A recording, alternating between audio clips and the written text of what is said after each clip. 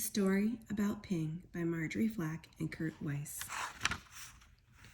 Once upon a time, there was a beautiful young duck named Ping. Ping lived with his mother, his father, and 2 sisters, and 3 brothers, and 11 aunts, 7 uncles, and 42 cousins. Their home was a boat with 2 wise eyes on the Yangtze River. Each morning, as the sun rose from the east, Ping and his mother and his father and sisters and brothers and aunts and uncles and his 42 cousins all marched one by one down a little bridge to the shore of the Yangtze River. All day they would hunt for snails and little fishes and other pleasant things to eat. But in the evening, as the sun set in the west, "La la la lee," would call the master of the boat. Quickly, Ping and all his many family would come scurrying. Quickly they would march one by one up over the little bridge and on to the wise-eyed boat, which was their home on the Yangtze River. Ping was always careful, very, very careful, not to be last, because the last duck to cross over the bridge always got a spank on the back.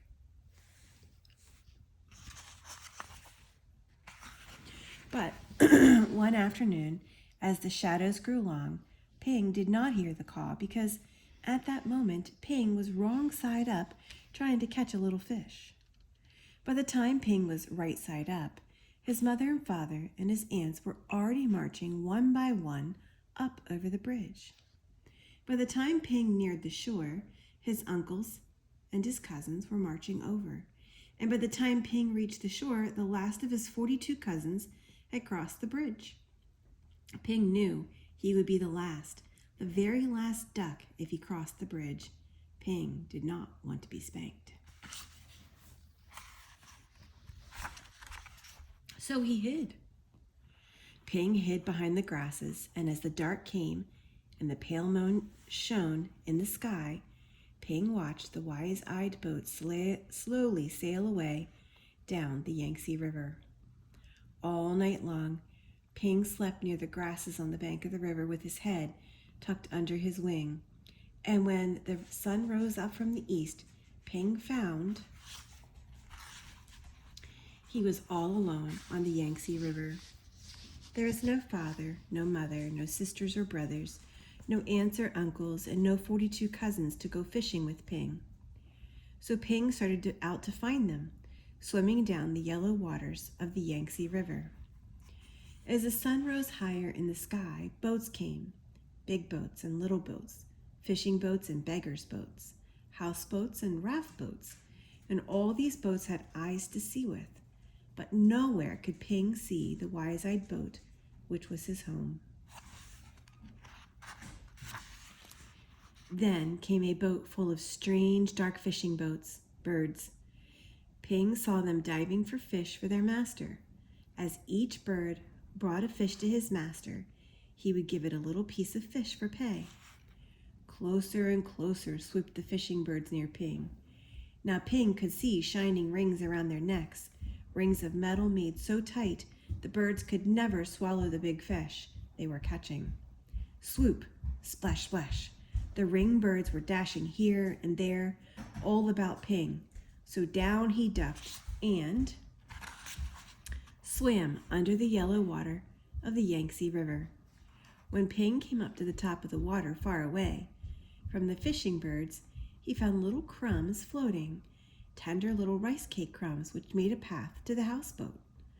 As Ping ate these crumbs, he came nearer and nearer to the houseboat.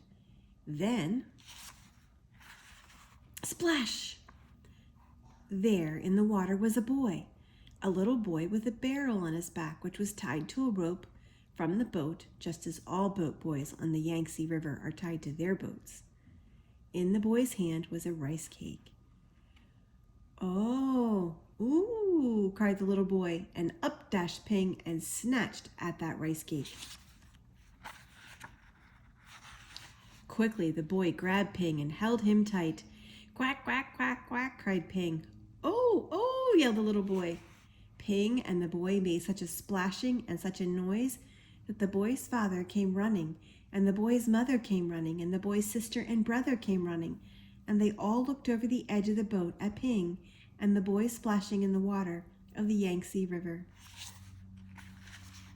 Then the boy's father and mother pulled at the rope, which was tied to the barrel on the little boy's back. They pulled, and up came Ping and the little boy onto the houseboat. "Ah, a duck dinner has come to us," said the boy's father. "I will cook him with rice at sunset tonight," said the boy's mother. "No, no, my nice duck is too beautiful to eat," cried the boy. But down came a basket all over Ping, and he could see no more of the boy, or the boat, or the sky, or the beautiful yellow water of the Yangtze River. All day long, Ping could see only the thin lines of the sun which shone through the cracks in the basket, and Ping was very sad. After a long while, Ping heard the sound of oars and felt the jerk, jerk, jerk of the boat as it was rowed down the Yangtze River. Soon the lines of sunshine which came through the cracks of the basket turned rose color, and Ping knew the sun was setting in the west. Ping heard footsteps coming near to him. The basket was quickly lifted, and the little boy's hands were holding Ping. Quickly, quietly, the boy dropped Ping over the side of the boat, and Ping slipped into the water, the beautiful yellow water of the Yangtze River. Then Ping heard this call, "La la la la lee." Ping looked, and there, near the bank of the river, was the wise-eyed boat which was Ping's home, and Ping saw his mother and his father and his aunts all marching one by one up over the little bridge. Swiftly Ping turned and swam, paddled toward the shore. Now Ping could see his uncles marching one by one. Paddle, paddle, Ping hurried toward the shore. Ping saw his cousins marching one by one. Paddle, paddle, Ping neared the shore. But as Ping reached the shore, the last of Ping's 42 cousins marched over the bridge, and Ping knew that he was late again. But up marched Ping, up over the little bridge, and spank came the spank on Ping's back.